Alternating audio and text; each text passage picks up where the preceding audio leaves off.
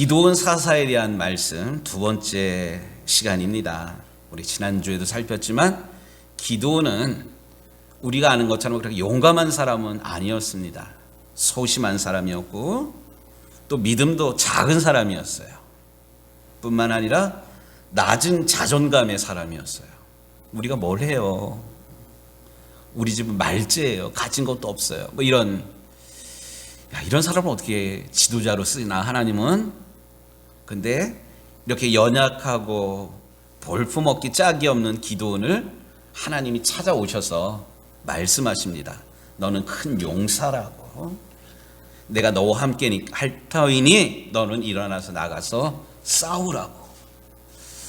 그러고 보면 하나님 참 사랑이 많으신 분이에요. 좋으신 하나님이에요. 우리 같으면, 저도 아이를 키운 아빠인데 때로는 성이 안 차. 그러면 저걸 때릴 수도 없고, 야 권도 내가 할 거야. 뭐 이게 보통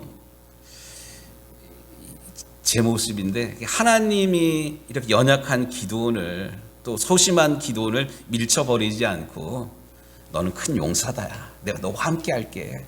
담대하게 나가 싸워. 이런 거 보면서 정말로 하나님은 사랑의 하나님이시구나. 아직도 나는 멀었다. 이런 생각을 종종 합니다. 어쨌든 이런 하나님의 사랑에 힘입어서 강압적으로 몰아붙이는 것이 아니라 따뜻한 말씀으로, 또 내가 너와 함께 한다니까 힘내, 이렇게 격려해 주시는 그 하나님의 세우심에 기도원이 더 이상 거부하지 못하고요, 하나님의 부르심에 응답합니다. 6장에 보니까 6장 34절이네요. 하나님의 영이 기드온에게 임하시니 기드온이 나팔을 불매. 이게 하나님의 사랑이 힘입어가지고 기드온이 하나님께 이제 순종하는 거예요. 나팔을 불었어요. 양각 나팔이라고. 이 나팔은 뭐 군대에서는 뭐 기상 나팔이기도 하지만 이 나팔이 다 똑같은 나팔이 아니더라고요. 이 전쟁이 일어났다고 할 때 부르는 이 나팔의 소리가 좀 다르고요. 근데 그 나팔 소리를 듣고 사람들이 모여들었어요. 34절 이후에 보니까 기드온이 나팔을 불매 아비에셀이 그의 뒤에 따라 부름을 받으니라. 그러니까 여기 아비에셀이라는 사람뿐만 아니라 많은 사람들이 모여들었어요. 성경에 보니까 몇 명 정도가 모여들었냐 하니까 3만 명 정도가 모여들었습니다. 3만 명. 그러니까 3만 2천 명 정확하게 얘기해가지고 3만 2천 명 정도가 지금 모여들었습니다. 이스라엘 전체 인구가 최소 60만, 많게는 200만 명 정도. 그러니까 최소 60만 정도로 봤을 때 3만 2천 명이 모였다는 것은 한 20분의 1 정도가 나라를 지키겠다고, 위기 가운데 처한 내 나라를 구하겠다고 나선 거예요. 이거 얼마나 대단합니까?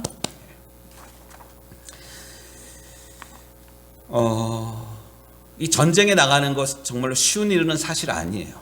우리가 군대 가는 것도 조금만 백만 있어도 군대 빼려고 그러고, 군대 가더라도 편한 보직 맞게 해달라고 뭐 줄을 서고 이러는 게 아직까지 우리 시대예요. 공정한 시대라고 그러지만, 그러니까 지금 뭐 대통령 선거 시즌인데 한 정당의 후보가 공정이라는 캐치프레이즈를 걸었어요. 이게 뭐 우리나라 인구 분포를 볼 때 20대랑 30대 이 젊은 층이 표가 무척 많다 그래요. 그러니까 20대, 30대 사람들이 느끼는 게 우리 사회는 공정하지가 않다. 빽 있는 사람, 힘 있는 사람, 돈 있는 사람은 뭐 빠질 때 다 빠지고 뭐 이런다, 이런 생각들을 기본적으로 가지고 있어요. 근데 그럼에도 불구하고 오늘 성경에 보니까 나라가 위기 가운데 처해 있을 때 나라를 구하겠다고 3만 2천 명이 모였으니까 이거 얼마나 대단한 일입니까? 그런데 오늘 성경 말씀을 보면요, 하나님이 이렇게 모인, 자원에서 모인 3만 2천 명을 쓰지를 않으셔요. 도대체 하나님께서는 위기 가운데 처한 내 나라를 구하겠다고 젊은 사람들이, 이 젊은 사람뿐만이 아니라 전쟁에 나갈 수 있는 사람들이 32,000명이 이렇게 모였는데 그 사람들을 다 전쟁에 내보내지 않고 많다 그래요. 왜 그랬을까? 그 이유를 우리가 붙드는 게, 이유를 발견하는 게 오늘 우리의 말씀을 듣는 초점입니다. 하나님은 왜 그랬을까? 첫 번째, 엔터 한번 좀 쳐주셔요. 한 번 더. 제목이 뭐예요? 숫자를 자랑하지 말라. 2절 말씀에, 오늘 읽은 그 본문 말씀에 보니까 32,000명이 모인 거예요. 여호와께서 기드온에게 이르시되 너를 따르는 백성이 너무 많은즉 내가 그들의 손에 미디안 사람을 넘겨주지 아니하리니 이는 이스라엘이 나를 거슬러 스스로 자랑하기를 내 손이 나를 구원하였다 할까 함이니라. 여기 하나님의 뜻이 있어요. 하나님의 뜻이 뭐냐면 이스라엘은 하나님이 다스리는 하나님의 나라예요. 근데 위기 가운데 처한 나라를 하나님이 구해주셨다가 아니라 내 나라는 내가 지켰어, 우리가 땀 흘려서 지켰단 말이야, 이렇게 자기를 자랑할까봐 자기의를 나타낼까봐 하나님께서 이들을 막으셨습니다. 12절에 보니까 이 미디안만 쳐들어온 게 아니라 12절 말씀 좀 잠깐 좀 볼게요. 미디안과 아말렉과 동방의 모든 사람들이 골짜기에 누웠는데 연합해서 쳐들어온 거예요. 이들의 숫자가 메뚜기의 많은 숫자와 같고 그들의 낙타의 수가 많아 해변의 모래가 많은 같은지라. 물론 32,000명이 나라를 지키겠다고 모였는데 이 32,000명보다 더 많이 미디안이랑 아말렉이랑 또 동방의 나라들이 연합해가지고 이 이스라엘 군대를 공격해 온 그런 거예요. 여기에 맞서가지고 32,000명이 모인 게 정말로 대단한 그런 건데 그럼에도 불구하고 하나님 뭐라고 말씀하시냐면 숫자가 너무 많다는 거예요. 혹시 이스라엘이 승리했을 때 하나님께서 도와주셔서 이겼다가 아니라 우리가 힘을 합치니까 우리가 용감하게 싸웠더니까 이렇게 이겼다, 이렇게 스스로를 자랑할까 봐 하나님께서 이거를 막으셨습니다. 우리는 무엇인가를 판단할 때 기준이 숫자의 많고 적음이 우리의 판단 기준입니다. 결혼을 할 때 몇 평 아파트, 차를 사는데 이게 얼마짜리야? 연봉이 얼마래? 수능 성적 발표하는데 몇 점 나왔대? 이런 우리는 숫자에, 수치에 되게 민감하고 그것을 가지고 우리의 행복을, 우리의 불행을, 우리의 자존감을 이렇게 판단을 합니다. 그런데 하나님은 우리와는 달리 숫자에 많고 적음에 하나님께서 그렇게 연연하지를 않으십니다. 시편 말씀입니다. 여호와는 말의 힘이 세다 하여 기뻐하지 아니하시며 사람의 다리가 억세다 하여 기뻐하지 아니하시고 여호와는 자기를 경외하는 자들과 그의 인자하심을 바라는 자들을 기뻐하시는도다. 우리의 판단 기준과 하나님의 판단 기준이 같지 않다는 그런 말씀입니다. 성도 여러분, 연일 계속 확진자가 늘어나는 코로나 상황, 오미크론 바이러스도 생겨나가지고 뉴스 틀기가 아침에 아주 겁나요. 오늘 아침은 확인을 하지 못했는데 계속 며칠째 7,000명 이상의 확진자들 생기잖아요. 또 계속 들어오는 광주에 70명, 용인에 몇 명, 이런 얘기들 계속 들어오면 이 겁이 나요. 움츠러듭니다. 또 우리는 우리 자신을 생각할 때 우리 유정교회 당회를 앞두고 결산하고 이러는데 우리 교회에 모이는 숫자가 그나마 이제 우리 유정교회는 좀 안정적인데 지난주에 교육자회의 나가봤더니만 코로나19 이후에 예배 숫자가 몇 명이 떨어져서요. 결산이 어떻게 돼요? 예배 모이지 못하고 있어요. 이렇게 두려워 떠는, 숫자에 두려워 떠는 것이 오늘 이 시대를 살아가고 있는 우리의 일반적인 그런 모습입니다. 그러나 오늘 하나님께서 나라를 지키겠다고 모인 3만 2천 명, 이게 많다, 다 돌려보낸 이 이야기를 통해서 영적으로 이런 중요한 원리를 발견하게 되기를 바랍니다. 그게 뭐냐면 바로 성탄의 계절인데, 성탄의 의미는 우리가 생각하는 높은 숫자, 1등이 되고 화려하고 다른 사람들이 우러러보는 그곳을 향해서 예수님이 오신 것이 아니라는 사실이에요. 예수님께서 우리가 생각하는 대로 오셨다면 어디에 오셨냐면 로마 제국에 오셨고요, 또 어디 오셨어야만 하면 로마 귀족들 집안에 태어나셨어야만 해요. 근데 예수님이 그렇게 안 오셨어요. 가장 가난한 동네, 나라도 잃어버린 유대 땅 베들레헴에, 또 그것도 가장 춥고 또 사람들이 관심 갖지 않은 마구간에 오셨습니다. 우리가 생각하고 있는 높은 숫자, 높은 가치, 이런 개념이랑 예수님이 오신 거랑 전혀 달라요. 왜 그러셨을까요? 예수님이 죄인된 우리를 사랑하셔서 우리를 만나기 위해서 낮고 천한 인간의 몸을 입고 우리 가운데 오셨습니다. 왜 우리 가운데 오셨습니까?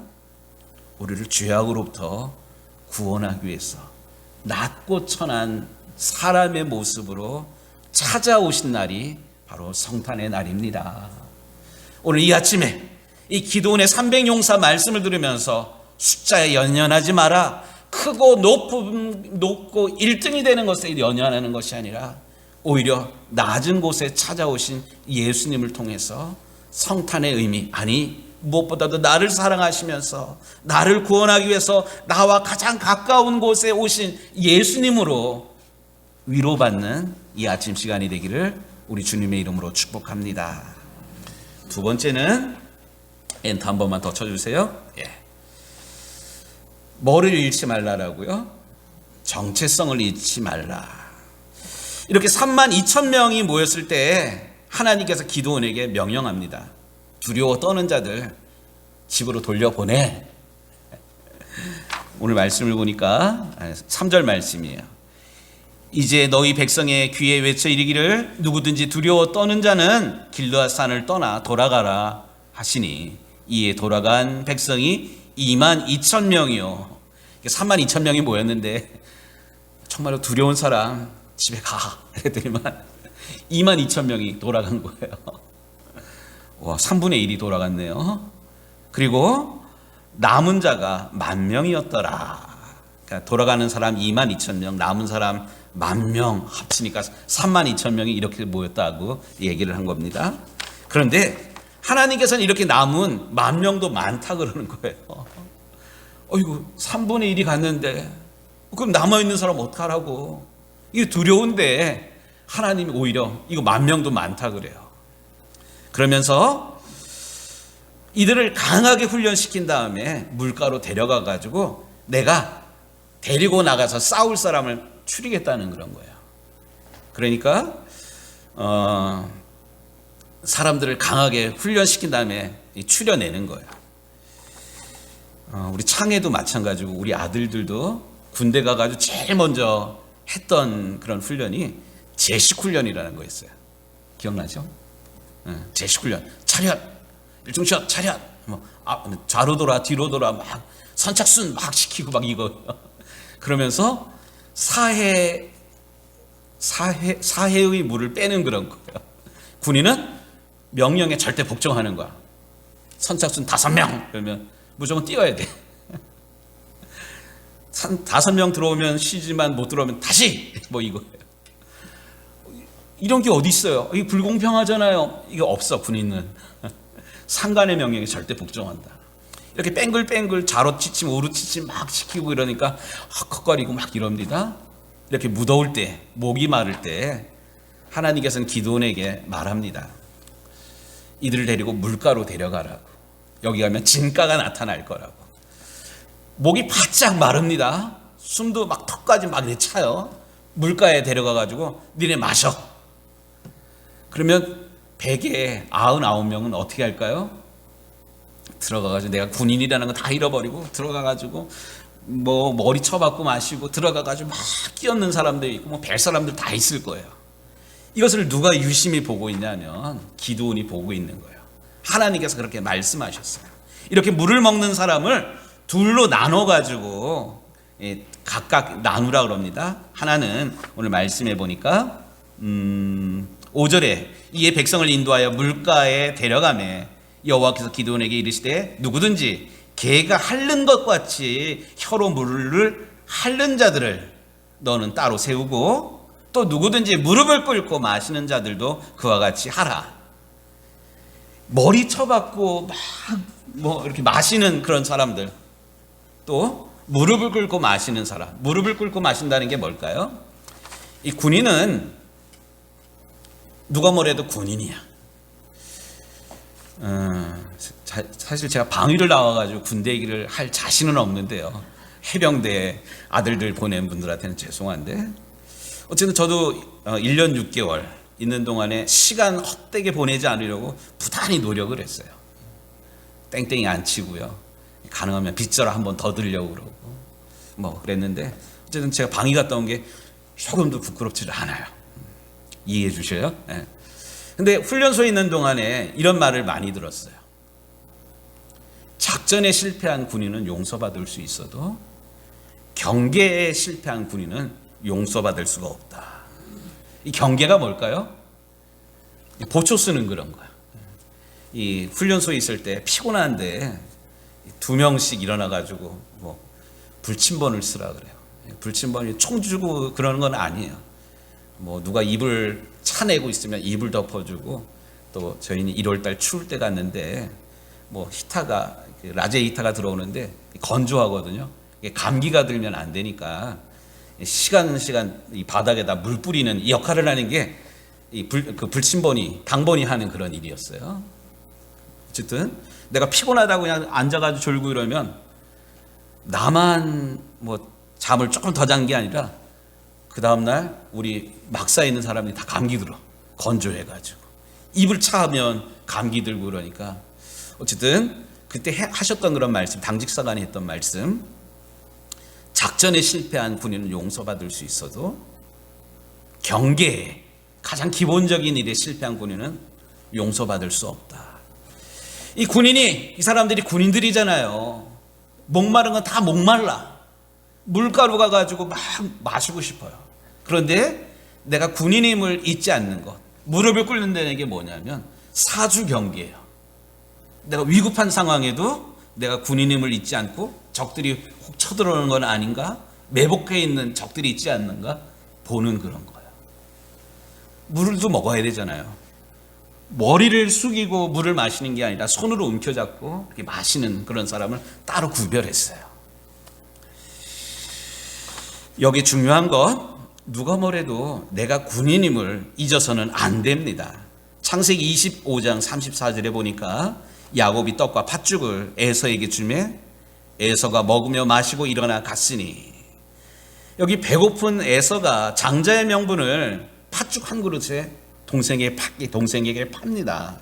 그런데 이 동생에게 그 장자의 명분을 산 에서가 먹는 이런 이야기가 성경에 먹으며 마시고 일어나 갔으니, 이걸 개걸스럽게 먹는 거예요. 여러분들 집에 강아지 기르는 분들 아실 거예요.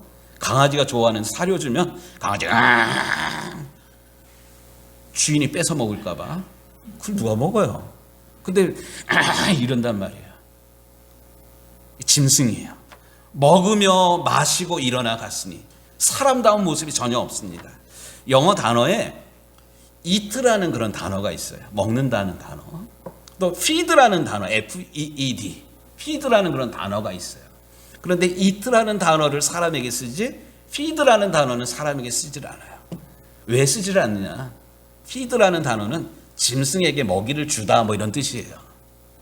그런데 지금 에서가 개걸스럽게 먹는 모습은 사람의 모습이 아니에요. 하나님께서 주신 장자의 명분을 이렇게 에서는 가볍게 여겼던 거예요. 짐승처럼 본능에 충실했던 에서. 그런데 오늘 이 에서의 후손이 아말렉인데 지금 이스라엘을 공격해 온 미디안의 연합군 가운데 누가 있냐면 아말렉이 있는 그런 거예요. 중요한 것, 아무리 힘들고 어렵다 할지라도 우리의 정체성, 하나님의 사람임을 잊어서는 안 됩니다. 믿음 생활이라는 게 뭡니까?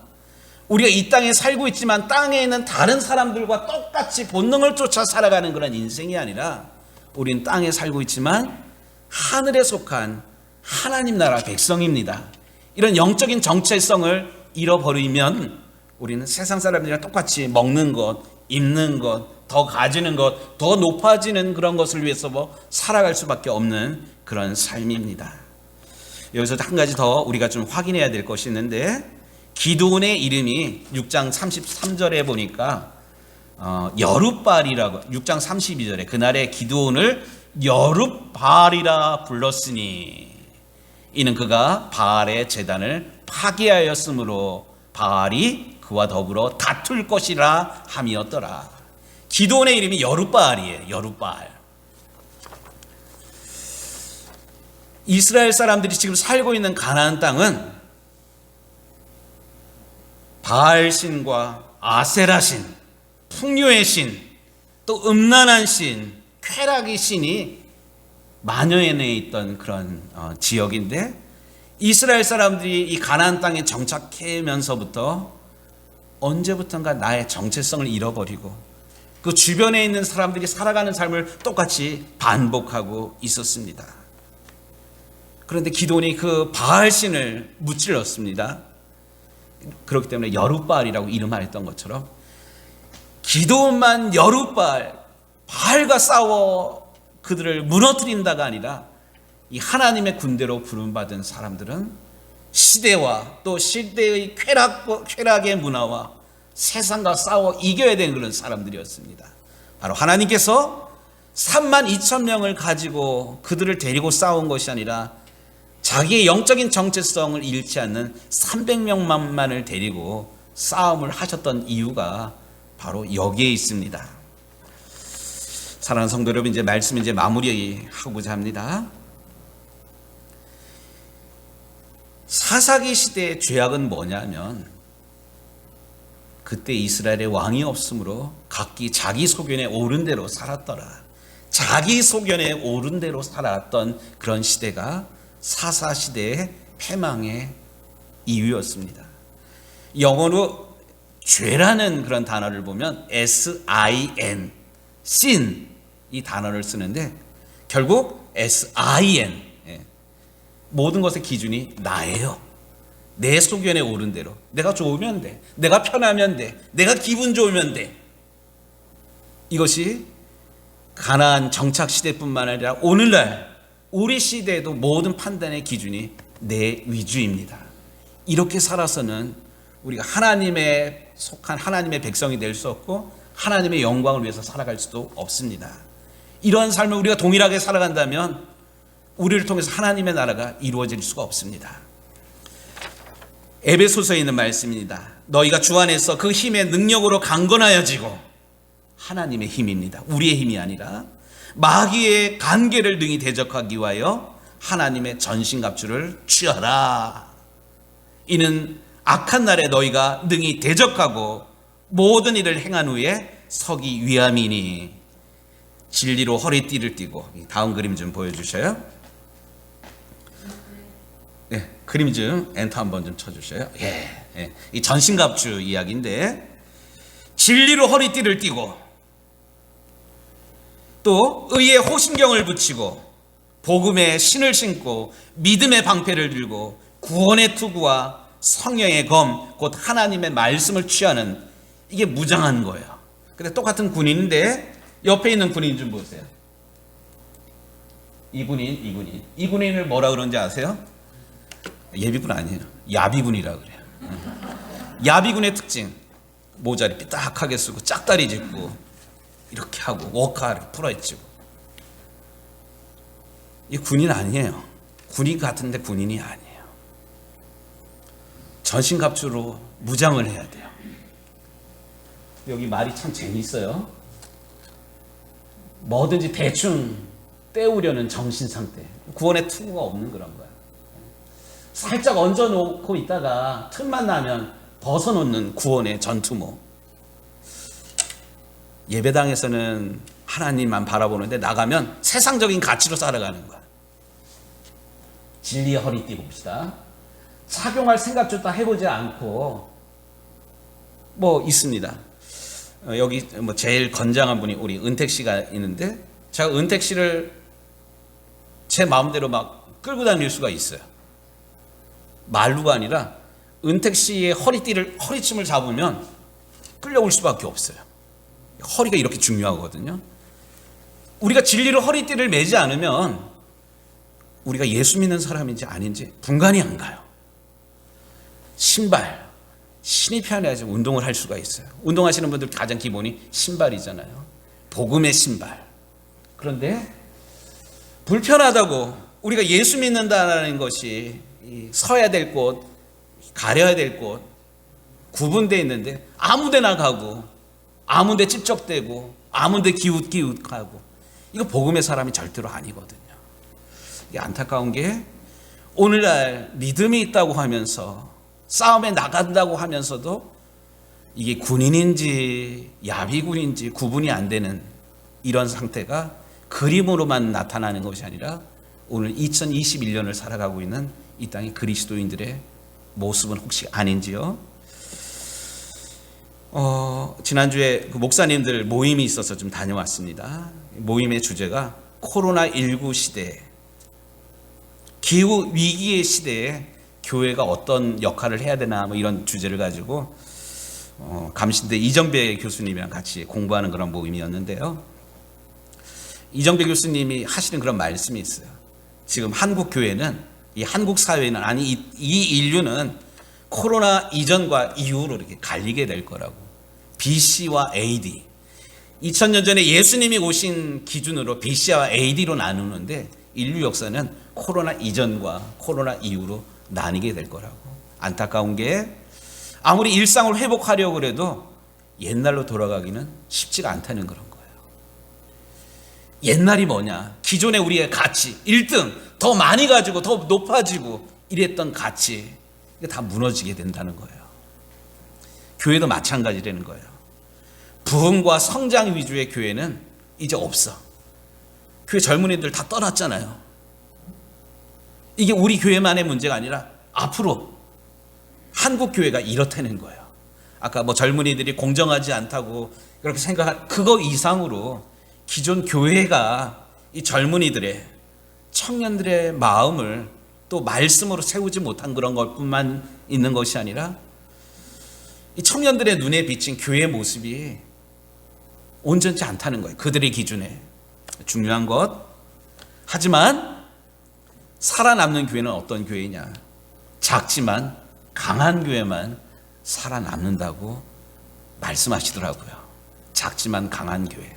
숫자에 연연하는 것이 아니라 숫자보다 더 중요한 게 내가 누구인지, 영적인 정체성이 분명한 그런 교인들로 이루어진 그런 교회뿐만 아니라 기도하며, 오늘 전신갑주 이야기할 때 마지막으로 이야기하는 게 항상 성령 안에서 기도하며 전신갑주로 무장할 뿐만 아니라 기도하는 교회만 살아남아요. 저는 우리 유정교회 2022년을 준비하면서 제가 우리 성도들과 함께 나누는 작업이 뭐입니까?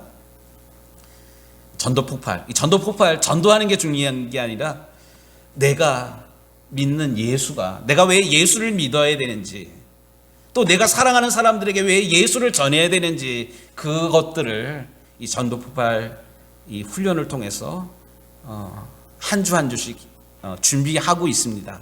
원하기는 우리 유정교회에 있는 모든 성도들이, 어린아이부터 청년들이, 우리 노년에 이르는 모든 이들이 복음으로 무장되기를 주의 이름으로 축복합니다. 그 첫 번째가, 내가 오늘 밤 이 세상을 떠난다면